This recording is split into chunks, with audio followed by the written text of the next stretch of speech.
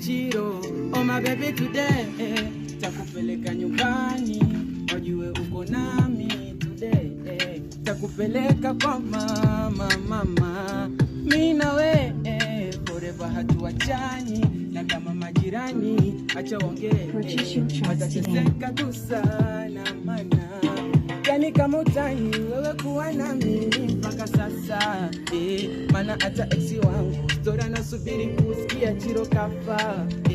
so sende mbali nami nitakosa amani, shetani pata, upo kwenye moyo wangu vile nakupenda na saje kukuacha we.